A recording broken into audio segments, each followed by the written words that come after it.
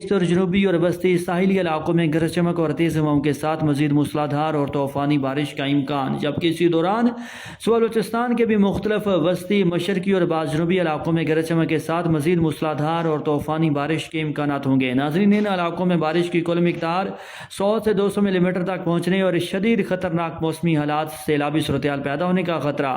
جبکہ اسی دوران یعنی آنے والے مزید 24 سے 48 گھنٹوں کے دوران جمعرات جمعہ 21 سے 22 اگست کے روز کشمیر کے بلتستان، خیبر پختونخوا سمیت صوبہ پنجاب کے زیادہ تر شمالی اور وسطی جنوبی علاقوں میں موسم خشک ہوگا، تاہم صرف چند علاقوں میں کہیں کہیں گرج چمک کے ساتھ بارش کے امکانات موجود ہوں گے۔ کسان شہری نوٹ فرما لیں کہ 24 سے 48 گھنٹوں کے بعد یعنی 2 روز بعد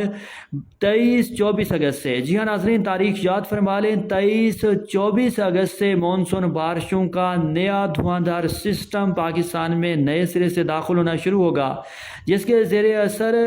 23-24 اگست سے لے کر 31 اگست تک وقفے سے ایک مرتبہ پھر سے کشمیر کے بلتستان، پشاور سمیت صوبہ خیبر پختونخوا کے بیشتر اضلاع میں، اور ایک مرتبہ پھر سے لاہور، مری راولپنڈی، اسلام آباد، خطہ پٹوار، اٹک، جہلم، چکوال، ناروال، سیالکوٹ، گوجرانوالا گجرات، منڈی بہاؤدین، حفص آباد، میاں والی، فیصل آباد، سرگودا،